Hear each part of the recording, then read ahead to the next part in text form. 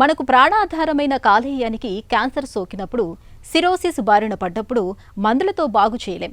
ఇలాంటప్పుడు ఖచ్చితంగా కాలేయ మార్పిడి సర్జరీకి వెళ్లాల్సిందే. కుటుంబ సభ్యుల నుంచో చనిపోయిన వ్యక్తుల నుంచో కాలేయాన్ని సేకరించి లివర్ ట్రాన్స్ప్లాంట్ సర్జరీని చేయాల్సి ఉంటుంది.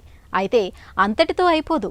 ప్రాణాపాయ ముప్పు తప్పినప్పటికీ కాలేయ మార్పిడి తర్వాత జీవనశైలి, అలవాట్లు, ఇతరత్ర విషయాల్లో చాలా జాగ్రత్తలు తీసుకోవాల్సి ఉంటుంది.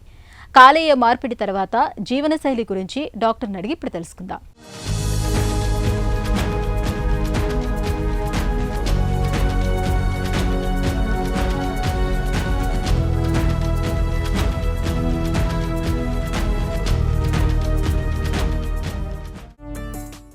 కాలేయ మార్పిడి బాగా విజయవంతం అవటానికి కారణాలేంటి? సో ట్రాన్స్ప్లాంట్కి ముందు పేషెంట్ కండిషన్ ఎలా ఉన్నారు అంటే ఇప్పుడు మనం ట్రాన్స్ప్లాంట్ చేసుకోవాల్సిన రకరకాల ఇండికేషన్స్ ఉంటాయి. Suppose indications acute liver failure అని, అంటే సడన్గా లివర్ ఫెయిల్ అవ్వడము, cirrhosis of liver with complications. So ఒక్కొక్క స్టేజ్కి ఒక్కొక్క డిసీజ్కి సక్సెస్ మనం చెప్పగలం అనమాట. ఇప్పుడు cirrhosis of liver with complications ఉన్నాయనుకోండి, ఎస్ఐటీస్ కానీ, ఎన్కెఫ్లోపతి కానీ, అప్పర్ జిఐ బ్లీడ్ కానీ, which is not controlled with medical management, అలాంటి వాళ్ళకి ఎర్లీగా మనం లివర్ ట్రాన్స్ప్లాంట్ చేసుకుంటే సక్సెస్ అనేది ఆల్మోస్ట్ 95% కూడా వెళ్తూ ఉంటుంది. అదే అక్యూట్ లివర్ ఫెయిల్యూర్, సడన్గా ఫెయిల్ అయిపోయి వాళ్ళంతా కూడా కొంచెం వెంటిలేటర్ మీద డిపెండ్ అయి ఉంటారు, లివర్ డయాలసిస్ మీద డిపెండ్ అయి ఉంటారు, వాళ్ళకి కొంచెం మనం సక్సెస్ తక్కువగా చెప్తామంట, అంటే 90% వరకు కూడా చెప్పగలం. మనం success when compare to other organs ఈ లివర్ ట్రాన్స్ప్లాంట్కి ఎక్కువగా ఎందుకు ఉంటుందంటే, ఇక్కడ ఏంటంటే బ్లడ్ గ్రూప్ మ్యాచ్ అయితే చాలు, ఇక్కడ హెచ్ఎల్హెచ్ మ్యాచ్ అవన్నీ కూడా మనకు అవసరం లేదు. ప్లస్ ఏవైతే బాడీలో ప్రిఫార్మ్డ్ యాంటీబాడీస్ ఉంటాయో అవన్నీ కూడా లివర్ పెట్టిన వెంటనే ఆ యాంటీబాడీస్ అన్నీ కూడా అబ్జర్వ్ అయిపోవడం వల్ల ఇంకా సక్సెస్ అనేది పెరుగుతూ ఉంటుంది when compare to the other organ transplants. కాలేయ మార్పిడి తర్వాత ఎందుకు చాలా జాగ్రత్తగా ఉండాలి? సో మనం ఒక్కసారి పేషెంట్కి ట్రాన్స్ప్లాంట్ ఆపరేషన్ అయిపోయిన తర్వాత, అంటే ఎవరైతే డోనార్ ఉంటారో వాళ్ళ యొక్క లివర్ తీసి రిసిపియంట్, అంటే ఎవరైతే పేషెంట్ ఉంటారో వాళ్ళకు మనము హాఫ్ లివర్ కానీ లేకపోతే జీవన్ దాన్ నుంచి వచ్చినటువంటి లివర్ అయితే ఫుల్ లివర్ పెడతామన్నమాట. పెట్టిన తర్వాత యూజువల్గా ఫస్ట్ 14 days మన హాస్పిటల్లో ఉంటారు. ఆ 14 days ఎలా ఉంటుందంటే, కొంచెం మనం లివర్ ట్రాన్స్ప్లాంట్ చేసిన తర్వాత వీళ్ళకు ముఖ్యమైనటువంటి డ్రగ్స్ పెడతాం. ఏవంటే అవి ఇమ్యునోసప్రెసివ్ డ్రగ్స్ అంటాం. యూజువల్గా స్టిరాయిడ్స్ కానీ, టాక్రోలిమస్ కానీ, మైకోఫెనోలేట్, మొఫిటోల్ కానీ, ఈ డ్రగ్స్ అన్నీ కూడా మన యొక్క బాడీలో ఉన్నటువంటి ఇమ్యూనిటీని తగ్గిస్తూ మనం పెట్టినటువంటి లివర్ని కాపాడుకుంటూ ముందుకు వెళ్తూ ఉంటుంది.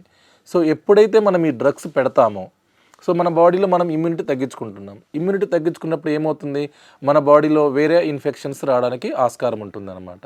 సో ఆ పేషెంట్ని మనం ఇన్ఫెక్షన్ రాకుండా జాగ్రత్తగా కాపాడుకోవాలి, ప్లస్ పెట్టినటువంటి లివర్ని రిజెక్షన్ రాకుండా కాపాడుకోవాలి. సో ఈ రెండింటిని బ్యాలెన్స్ చేసుకోవాలి. ఇన్ఫెక్షన్ బ్యాలెన్స్ చేయాలి, ప్లస్ పెట్టినటువంటి ఆర్గాన్ని బ్యాలెన్స్ చేసుకుంటూ ముందుకు వెళ్తూ ఉండాలన్నమాట.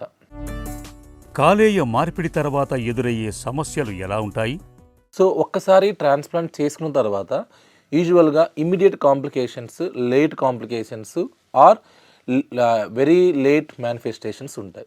ఇమ్మీడియట్ కాంప్లికేషన్స్ అంటూ ఉంటే యూజువల్గా 1 to 2% రిజెక్షన్స్ అంటామన్నమాట. అంటే మనం సపోజ్ పెట్టినటువంటి లివర్ అది ఫారెన్ బాడీ లాగా యాక్ట్ చేస్తుంటుంది.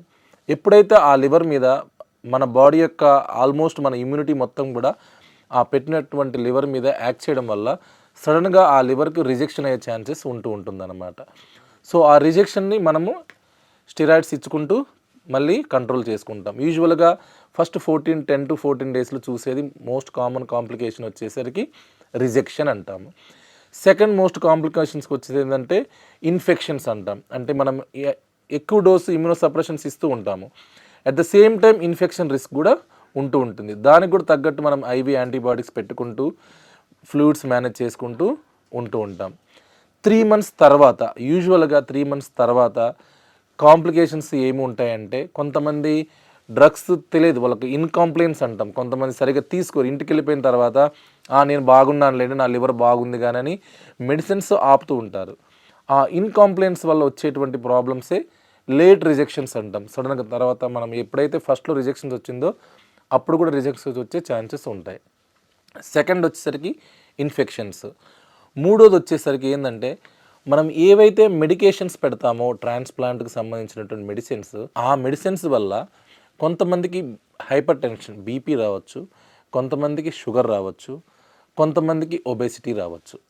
ఈ మూడింటిని కూడా మనం జాగ్రత్తగా మానిటర్ చేసుకుంటూ దానికి తగ్గట్టు మెడిసిన్స్ పెట్టుకుంటూ అవసరమైతే ఇమ్యూనోసప్రెషన్స్ కొంచెం అప్ అండ్ డౌన్ తగ్గించుకుంటూ పెంచుకుంటూ చూసుకుంటూ ఉండాలి.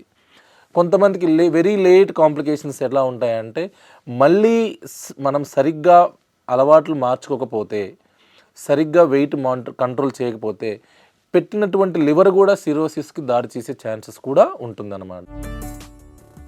మార్పిడి చేసిన కాలేయం తిరస్కరణకు గురి కాకుండా ఉండేందుకు ఎలాంటి జాగ్రత్తలు తీసుకుంటారు? అసలు ఈ రిజెక్షన్ అంటే ఏంటి? సపోజ్ మన బాడీలోకి ఏదైనా వైరస్ వచ్చింది, సమ్ లైక్ డెంగ్యూ వైరస్ ఏదో వచ్చింది, మన బాడీ ఆ వైరస్ని ఫైట్ చేస్తుంది, మన ఇమ్యూనిటీ మన బాడీ ఫైట్ చేస్తుంది, ఆ వైరస్ వెళ్ళిపోతుంది.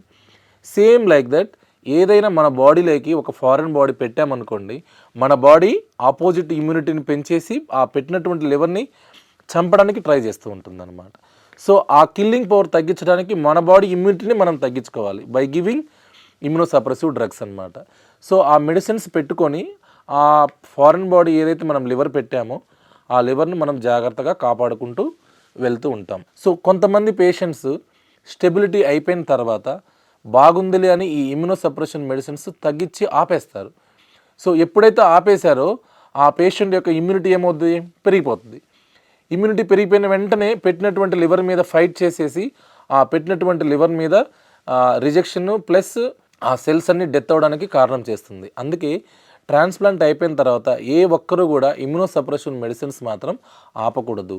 ఒక్కసారి ఆపారు అంటే, ఒక్కసారి రిజెక్షన్ ఎపిసోడ్స్ వచ్చినాయంటే మళ్ళీ అవి సడన్గా క్రానిక్ రిజెక్షన్ కూడా దారితీసి రీట్రాన్స్ప్లాంట్ కూడా వెళ్ళాల్సినటువంటి అవసరం ఉంటుంది. కాలేయ మార్పిడి తర్వాత జీవనశైలి ఎలా ఉండాలి? ట్రాన్స్ప్లాంట్ అయిపోయిన తర్వాత యూజువల్గా వితిన్ 1 monthలో ఇంతకుముందు పేషెంట్ ఎలాగైతే ఫుడ్ తీసుకుంటూ ఉంటారో ఆల్మోస్ట్ అలాగే తీసుకుంటూ ఉంటారు. నార్మల్ రైస్, అన్నం కానీ, పప్పు కానీ, పెరుగు కానీ, రసం కానీ, చికెన్ కానీ, ఫిష్ కానీ we can eat normally as usual after 1 month అనమాట. వన్స్ పేషెంట్ యొక్క స్టెబిలిటీ బాగుంది, ఆయన యొక్క లైఫ్ స్టైల్స్ బాగున్నాయి, ఆయన యొక్క గట్ హెల్త్ కూడా అంతా బాగుంది అంటే it is like normal routine life అనమాట. యూజువల్గా ట్రాన్స్ప్లాంట్ అయిన తర్వాత ఫస్ట్ 6 months కొంచెం వాళ్ళకి బాగా ఆకలిగా ఉంటుంది.